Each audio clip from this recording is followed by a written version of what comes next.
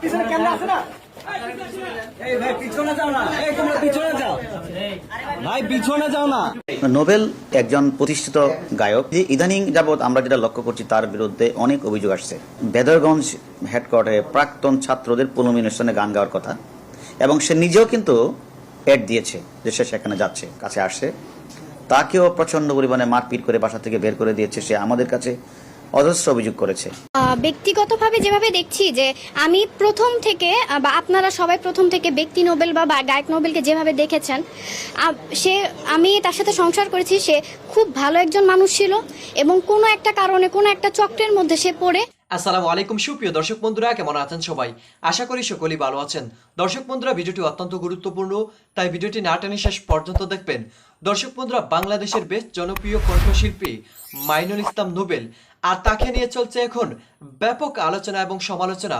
আর তাকে নিয়ে সমালোচনা করার কারণ হচ্ছে তিনি গত কয়েকদিন আগে কুড়িগ্রামের একটি অনুষ্ঠানে গিয়েছিলেন, আর সেখানে যাওয়ার পর তিনি স্টেজে ওঠার পর মদ্যপান করে উঠেছিলেন, আর তিনি সেখানে নানাভাবে মাতলামি করেছিলেন। আর তখন থেকে তাকে নিয়ে ব্যাপক সমালোচনার জন্ম দিয়েছে, এবং সেই সাথে তার স্ত্রী তাকে ডিভোর্স দিয়েছে শুধুমাত্র মদ্যপান করে মাতলামি করার কারণে।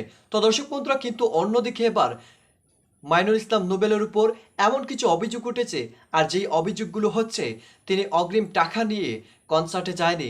তো দর্শক বন্ধুরা, অবশেষে তাকে থানায় হাজিরা দিতে হয়েছে, এবং সেই সাথে তার উপর যেন পাহাড় সমান অভিযোগ নেমে এসেছে। তো দর্শক বন্ধুরা, এবার সেই সকল অভিযোগগুলো অত্যন্ত চমৎকারভাবে বর্ণনা করেছেন DB police Harunur Rashid. DB police Harunur Rashid Mainul Islam নোবেলকে নিয়ে এমন কিছু তথ্য দিয়েছেন, আপনারা সেই তথ্যগুলো জানলে অবাক হয়ে যাবেন। আসলে নোবেল এখন কতটা খারাপ হয়েছে এবং তার বর্তমান অভ্যাসটুকু কতটা ভয়াবহতা। তো দর্শক বন্ধুরা, চলুন আমরা সেই সম্পর্কে কিছু বিস্তারিত কথা শুনে আসি, এবং সেই সাথে ডিবি হারুনুর রশিদ মাইনুল ইসলাম নোবেলকে নিয়ে কি কথা বলেছেন।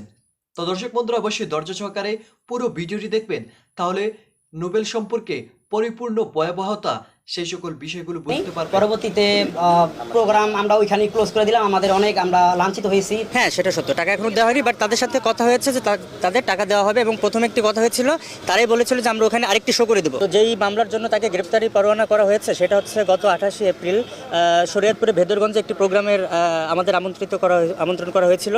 তো সেখানে আপনারা সবাই অবশ্যই জানেন যে কুড়িগ্রামের একটি শোতে আমরা তার আগের দিনই আমরা কুড়িগ্রামে একটা শো করেছি। তো সেখানে শারীরিক অসুস্থতার কারণে আমাদের একটু প্রোগ্রামটা একটু বিঘ্ন ঘটে। তো ওইখান থেকে আমাদের এখানে আসতেও একটু সমস্যা হয়ে যায়, একটু টাইমিংয়ে লেট হয়ে যায়। তো আমরা প্রোগ্রামটা শুরু হয় আপনার আমাদের স্টেজে যাওয়ার কথা হচ্ছে 9টার দিকে, স্টেজ রাত শরীয়তপুরে যে শোটা। তো আমাদের ওইখানে আসতে আসতে আমাদের একটু 1 ঘন্টার মতো লেট হয়ে যায়। তো আমরা ওইখানে আমাদের যারা ছিল লোকজন, আমরা তাদের বলেছি যে প্রোগ্রামের কী অবস্থা এখন। তখন তারা বললো যে প্রোগ্রামটা এখানে শেষ হয়ে গেছে আর কি। হ্যাঁ, তো শেষ হয়ে গেছে। ওইখানে আমরা যদি ওই মুহূর্তে যাই হয়তো একটু প্রবলেম হতে পারে। তো আমরা প্রায় কাছাকাছি গিয়ে আমরা ওইখান থেকে ব্যাক করে চলে আসছি আর কি, যার কারণে আমাদের প্রোগ্রামটা হয়নি। তো পরবর্তীতে আমরা ওইখান থেকে যে অ্যাডভান্সটা করা হয়েছিল, আমরা ওইটা আশ্বস্ত করেছি যে আমরা ওটা অ্যাডভান্স করে দেবো, হয়তো একটু সময় লাগবে আর কি। তো এই অবস্থায় ছিল আর কি লাস্ট। তো গতকাল রাতে হচ্ছে কি নোবেলকে বাসা থেকে ডিবির যে কর্মকর্তা আছে বা যে সদস্য আছে, তারা তাকে নিয়ে এখানে নিয়ে এসেছে আর কি। হ্যাঁ, সেটা সত্য, টাকা এখনো দেওয়া হয়নি, বাট তাদের সাথে কথা হয়েছে যে তাদের টাকা দেওয়া হবে। এবং প্রথম একটি কথা হয়েছিল, তারাই বলেছিল যে আমরা ওখানে আরেকটি শো করে দেবো, ওই সেম প্লেসে আমরা আরেকটি শো করে দেবো। আমরা প্রয়োজনে আমরা স্পন্সার করে দেবো, আমরা স্পন্সার করে ওই সেম জায়গায় আমরা একটা শো করে দেবো। যেহেতু তারা একটা বড় অ্যারেঞ্জমেন্ট করছে, তাদেরও অনেক কষ্ট হয়েছে, তারাও অনেক আশাবাদী ছিল যে আমরা এখানে পারফর্ম করব।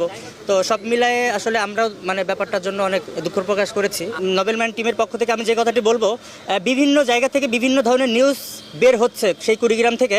আপনারা আসলে আমাদের কাছ থেকে এখন এখনও পর্যন্ত কোনো কথা কি আপনারা পেয়েছেন কিনা, আমার মনে হয় পাননি। তো ওখানে আসলে কি হয়েছিল, কি ঘটেছিল, এবং নোবেলের যে এই যে বিভিন্ন প্রোগ্রাম থেকে টাকা নিয়ে সে শো করতেছে না, এরকম আমার মনে হয় এখন পর্যন্ত ঘটেনি, এবং এটা কেউ দেখাইতেও পারবে না।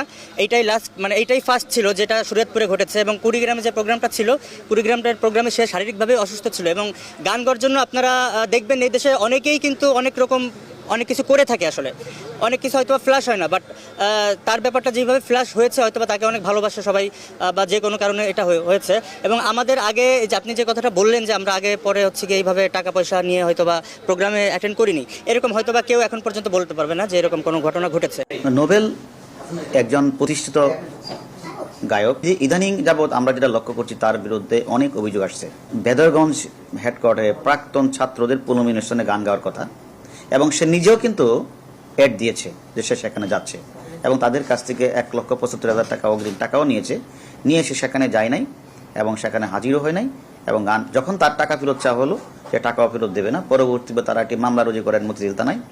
সে মামলা রুজু হওয়ার পরেও তারা কোনো পুলিশের কাছেও সে আত্মসমর্পণ করে না, এবং মামলা হওয়ার পরে যেটা আদালতে যেতে হয়, আদালতে গিয়ে আত্মসমর্পণ, সে আদালতকে তোয়াক্কা করে নাই। সব কিছু মিলে তার বিরুদ্ধে সেই মামলার প্রেক্ষিতে তাকে আমরা ডিবি অফিসে নিয়ে এসেছি। এছাড়াও তার বিরুদ্ধে সে যে বিভিন্ন জায়গায় স্টেজ প্রোগ্রাম করতে গিয়ে স্টেজ মাতাল অবস্থায় স্টেজ ভেঙে ফেলা, তারপরে তার ওয়াইফ সেও এখন আমাদের সাথে আছে, কাছে আসছে, তাকেও প্রচণ্ড পরিমাণে মারপিট করে বাসা থেকে বের করে দিয়েছে। সে আমাদের কাছে অজস্র অভিযোগ করেছে, এবং বিভিন্ন জায়গা থেকে আমরা তার বিরুদ্ধে টাকা আত্মসাৎ, টাকা নিয়ে প্রোগ্রাম না করা, এই অভিযোগের প্রেক্ষিতে তাকে আমরা নিয়ে এসেছি। এবং যেহেতু মামলা হয়েছে, মামলার প্রেক্ষিতে তাকে আমরা আদালতে প্রেরণ করব। না, এখন তার যে সমস্যাটা সেটা হচ্ছে, তো এক তো 420 বা 406 সে টাকা নিয়ে যায় না, এটা তো একটা ব্যবস্থা আছে। এবং সে যদি কোনো স্টেজ প্রোগ্রামে যায়, সেখানে গিয়েও প্রচণ্ড পরিমাণে মদ্যপান করে স্টেজে গিয়ে স্টেজ ভাঙচুর করে। এবং সার প্রেক্ষিতে তাকে আমরা বিভিন্ন সময় তাকে আমরা বোঝানোর চেষ্টা করেছি। এবং তার ওয়াইফ আমাদের কাছে 3 থেকে 4 দিন এসেছে তার বিরুদ্ধে, যে সে তার ওয়াইফকে মারপিট করে, এবং সে চিকিৎসা এবং পুলিশের উপস্থিতিতে তাকে মারপিট করেছে, এবং তাকে এনে সে চিকিৎসা করেছে, আমাদের কাছে মৌখিক অভিযোগ করেছে। সবকিছু প্রেক্ষিতে তার যে অধপতনটা, সেটা হচ্ছে এখন থেকে সে প্রতিদিনই মদ্যপান করতে হয়, 3-4টা ঘুমের ওষুধকে তাকে ঘুমাতে হয়, তার সাথে কথা বলে জানতে পেরেছে। এবং সে এগুলি আরও কিছু শিল্পীর কাছ থেকে সেইগুলি শিখেছে, বলেছেন যে তারা তাদেরকে এগুলি দেয়, মদ্যপান, গাঁজা, তারপর ইয়াবা, তারপরে ঘুমের ওষুধ, এগুলি শেষ থেকে সবসময় সে বিশেষ করে শুয়ে থাকে বা ঘুমিয়ে থাকে। যার কারণে আমরা বুঝতে পেরেছি সে কোথাও কোনো প্রোগ্রাম করতে পারে না, প্রোগ্রাম করার ডেট দিল সে যেতে পারে না। হ্যাঁ, আমরা অন্যান্য যে অভিযোগগুলি রয়েছে, তার ওয়াইফ যে অনেকদিন অভিযোগ করছে, সে থানায় কোনো জিডি করেছে, বাট আমাদের কাছে মৌখিক অভিযোগ করেছে যে তাকে প্রচণ্ড পরিমাণে মারপিট করে।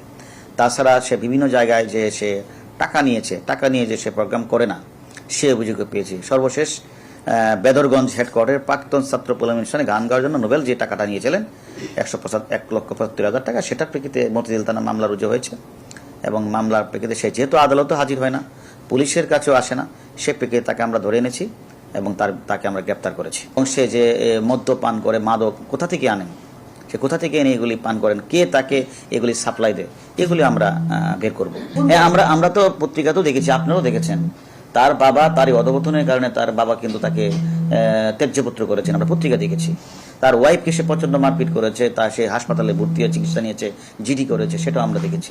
আমরা একটা উত্তরবঙ্গে একটি প্রোগ্রামে আমরা দেখেছি যে সে সেখানে স্টেজে উঠে মদ্যপান করে সে ভাঙচুর করেছে। এরকম তো আমরা দেখেছি, আপনারাও দেখেছেন। যেহেতু একটি মামলা রুজু হয়েছে, মতিঝিল থানা অর্থ আত্মসাতের মামলা হয়েছে, প্রতারণার মামলা হয়েছে, সেই মামলার প্রেক্ষিতে তাকে আমরা গ্রেপ্তার করেছি। এসএসসি বেজ 2016 ভেদরগঞ্জ হেডকোয়ার্টার পাইলট উচ্চ বিদ্যালয়ে আমাদের একটা পুণ্যমিলনী হয়েছিল।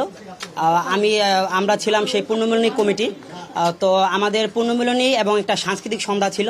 তো সেই সাংস্কৃতিক সন্ধ্যায় আমরা মাইনুল হাসান নোবেলকে ইনভাইট করি, এবং তার সাথে আমাদের একটা চুক্তিপত্র হয়। গত 25/3/2023 মতিঝিলের হিরাজিল হোটেলের 2য় তলায় ডান পাশে তার সাথে আমরা কথা বলি। তখন তার সাথে আমাদের 1,75,000 টাকার একটি চুক্তিপত্র হয়। সেইখানে তখন তাকে নগদ হইতেছে 15,000 টাকা ওনাকে দেওয়া হয়। পরবর্তীতে 28/4/2023 উনি ব্যাংক অ্যাকাউন্টের মাধ্যমে ওনাকে 47,000 টাকা দেওয়া হয়। পরবর্তীতে আবার আমার প্রোগ্রামের শুরুর কিছুদিন আগে হইতেছে ওটা 4/28 4 তারিখে তখন ওনাকে টোটাল 1,75,000 টাকা দেওয়া হয়েছিল। উনি গান গাইতে আসেন। উনি বলেছিল যে ভাই, আমি প্রোগ্রামের দিন সকাল ওনার সাথে কথা হলো, যে উনি বললো সন্ধ্যা 6টায় আমার প্রোগ্রামের মাঠে উনি থাকবে। তো কথা হইলো, তো সন্ধ্যার পরে ওনার সাথে যোগাযোগ করার অনেক চেষ্টা করা হইলো। তো উনি আমার সাথে ফোন ধরে বললো যে ভাই, আমি ধলেশ্বরী টোল প্লাজা আছি, আমি আসতেছি শরীয়তপুরের দিকে।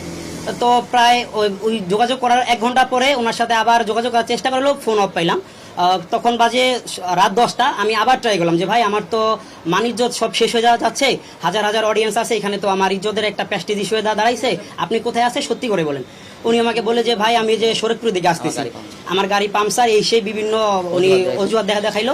পরবর্তীতে তার নাম্বারটা আমরা অফ পাইলাম, উনি আর নাম্বার ওপেন করেনি। পরবর্তীতে প্রোগ্রাম আমরা ওইখানে ক্লোজ করে দিলাম। আমাদের অনেক আমরা লাঞ্ছিত হয়েছি পাবলিকের কাছ থেকে, স্থানীয় প্রশাসন এবং স্থানীয় গণ্যমান্য ব্যক্তি বিষয়টাকে হ্যান্ডেলিং করে। পরবর্তীতে প্রোগ্রামের পরের দিন সকালে শনিবারে ওনার সাথে যোগাযোগ করা হলো। ওনাকে বললাম যে ভাই আমার টাকাটা আপনি দিবেন হোয়াটসঅ্যাপে। উনি বললেন হ্যাঁ ভাই রবিবারে ব্যাংক আওয়ারে আপনার টাকাটা আমি দিয়ে দিচ্ছি।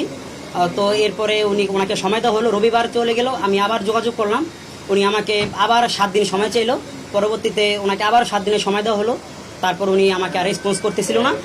তো পরে আমি আইনের আশ্রয় নিয়ে নিলাম। তারপর আমি মতিঝিল থানায় মামলা করলাম। সেই মামলার প্রেক্ষিতে আমি নিজেই বাদী। আমার পুরো নাম শাফায়েত ইসলাম সামি। ব্যক্তিগতভাবে যেভাবে দেখছি যে আমি প্রথম থেকে বা আপনারা সবাই প্রথম থেকে ব্যক্তি নোবেল বা গায়ক নোবেলকে যেভাবে দেখেছেন, আমি তার সাথে সংসার করেছি। সে খুব ভালো একজন মানুষ ছিল এবং কোনো একটা কারণে কোনো একটা চক্রের মধ্যে সে পড়ে সে নেশাটা শুরু করে এবং নেশাটা শুরু করার পরে সে প্রচণ্ড পরিমাণে মাদকাসক্ত হয়ে যায় এবং হয়ে যাবার পরে তার ব্যবহারে চেঞ্জেস আসে এবং তার ব্যক্তি নোবেল যেটা মানে নোবেল যে ও একটা অন্যরকম একটা মানুষে পরিণত হয়, সে একটা মাদকাসক্ত একটা মানুষে পরিণত হয়। অ্যান্ড তারপরে যে ঘটনাগুলো ঘটে এটা সব কিছুর নেশার ফলশ্রুতিতে এই ঘটনাগুলো ঘটেছে। আমি গুলশান থানায় একটা জিডি করেছিলাম, যেটা আমাকে প্রত্যেকদিন মারধর করা হতো। যখন সেটা প্রচন্ড পরিমাণে চলে গেছে, তো হুট করে মানে প্রচন্ড পরিমাণে যখন মারছে তখন আমি 999-এ কল দিই। তো আমি আসলে আশা করিনি, কিন্তু খুব দ্রুত 10 মিনিটের মধ্যে সেখানে পুলিশ চলে আসে এবং তারা তখন আমাকে এসে নোবেলকে ঠেকিয়ে বাঁচায়। তখন তারা জিজ্ঞেস করে তাকে যে আপনি কেন মারছেন ওকে। তখন সে বলে যে আমি আসলে অনেক ধরনের জিনিসপত্র নেই, খাই, তো ওগুলা আমার মাথা ঠিক থাকে না, আমি তাকে মারি। এরপরে ওখান থেকে যখন আমাকে উদ্ধার করা হয় তখন আমি গুলশান থানায় একটা জিডি করি। জিডি করার পরে তারপর আমার ওই মেডিকেল রিপোর্ট হয়, মেডিকেল রিপোর্টটা আমি নেই। অ্যান্ড তারপরে আমি আইনগতভাবে আগেই নেই, কারণ আমি চাচ্ছিলাম যে কোনোভাবে সে নেশাটা থেকে বের হয়ে আসুক, সে একটা সুস্থ জীবনযাপন করুক। আমার উদ্দেশ্য তাকে শাস্তি দেওয়া ছিল না, আমার উদ্দেশ্য ছিল সে যাতে ভালোভাবে জীবনযাপন করতে পারে, সে যাতে আগের পুরনো যে নোবেল হিসেবে ফিরে আসতে পারে, সে যাতে একটা ভালো মানুষ হিসেবে ফিরে আসতে পারে, সেটাই। এবং তারপরে তার পরিবার, আমার পরিবার এটা নিয়ে বিভিন্নভাবে কয়েকবার তারা বসার পরে সেও প্রতিশ্রুতি দেয় যে সে এটা থেকে ফিরবে, কিন্তু আসলে আশেপাশের তার নিজেরও দোষ আছে। আমি বলতেছি না যে তার দোষ নাই, তার তো অবশ্যই দোষ আছে এত কিছুর পরে, কিন্তু তার আশেপাশের যে মহলটা, যে যাদের প্ররোচনায় পড়ে, যাদের মাধ্যমে জিনিসগুলা পাচ্ছে, জিনিসগুলা করছে, বা যারা তাকে সাপোর্ট দিচ্ছে, হ্যাঁ, তো ওইটার ভেতর থেকে সে আর কখনো বেরোয় আসতে পারে না, যার জন্য আজকের এই অবস্থা। চক্রের কথাটা এর আগে আমি একটা স্ট্যাটাস দিয়েছিলাম, স্ট্যাটাসটা দেওয়ার পরে আমার কাছে কন্টিনিউয়াস থ্রেড দেওয়া কল, থ্রেড দেওয়া কথাবার্তা, এগুলো আমি লিখেছিলাম। তো এগুলো আসে মেয়ের কোনো সম্পৃক্ততা আমি কখনো দেখিনি তাকে, কিন্তু তাদের চক্রে একটা এয়ার হোস্টেস চক্র কাজ করে, সেখান থেকে একজন তার সাথে যোগাযোগ রাখে এবং তাকে যত ধরনের মাদক সে তাকে সাপ্লাই দেয়। হ্যাঁ, এয়ার হোস্টেস। তো দর্শক বন্ধুরা, আপনারা হয়তো এই পুরো ভিডিওটি দেখে এবং ডিবি পুলিশ হারুনুর রশিদের সেই কথাগুলো শুনে অবশ্যই বুঝতে পেরেছেন কণ্ঠশিল্পী মাইনুল ইসলাম নোবেল এখন কতটা খারাপ হয়েছে, এবং সেই সাথে তিনি এখন যেন নেশায় আসক্ত হয়ে এখন যেন মাতাল লাগে। তো দর্শক বন্ধুরা, তার দিকে চাইতে এখন মনে হচ্ছে একজন মানসিক রোগী, এবং সেই সাথে তিনি এখন আর আগের জায়গায় রয়েছেন না। তো দর্শক বন্ধুরা, আপনারা এই পুরো ভিডিওটি দেখে এবং এই সকল বিস্তারিত বিষয়গুলো জেনে আপনাদের কাছে কি মনে হচ্ছে অবশ্যই কমেন্ট করে জানিয়ে দিবেন। তো দর্শক বন্ধুরা, ভালো থাকুন, সুস্থ থাকুন, আল্লাহ হাফিজ, আসসালামু আলাইকুম।